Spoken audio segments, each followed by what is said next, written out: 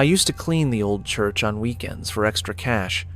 It was quiet, empty except for the creak of wood and the occasional drip from the old roof. I liked it at first, the way sunlight came through the stained glass, painting colors on the pews. Then I started seeing it. It started with a shape in the corner of my eye, a dark patch in the aisle that vanished when I turned.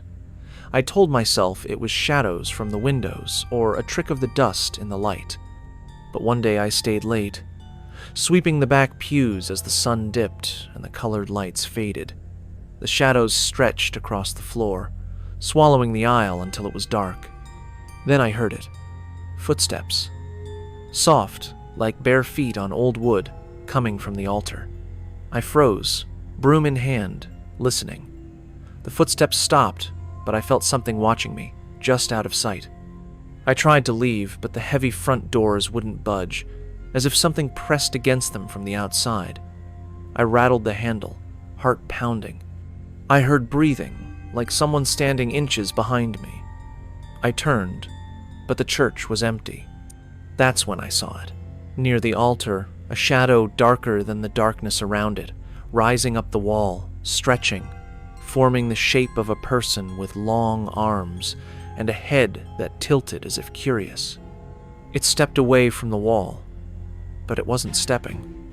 It glided, like smoke, moving across the floor without sound, coming down the aisle toward me. I stumbled back, the broom falling from my hand, clattering on the wood.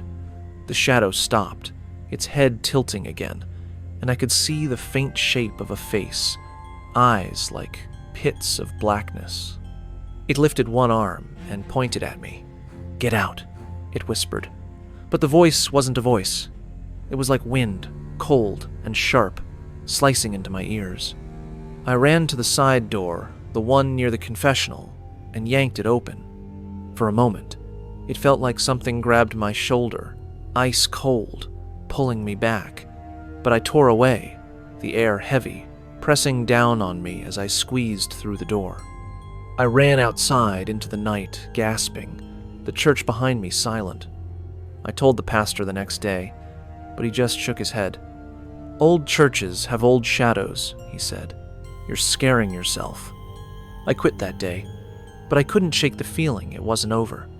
At night, I started seeing the shadow in the corners of my room, near the closet, near the window, standing, watching, its head tilting the same way it did in the church.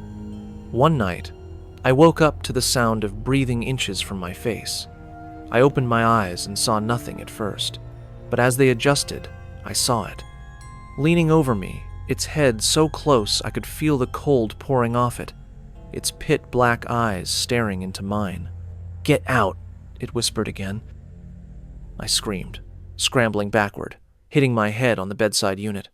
My vision blurred, and the shadow melted backward, sinking into the corner of the room, disappearing into the dark.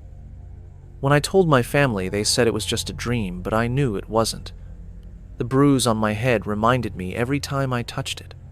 We moved a year later, but even now, in a new place, sometimes I wake up to see a shadow standing in the corner, its hand lifting to point at me.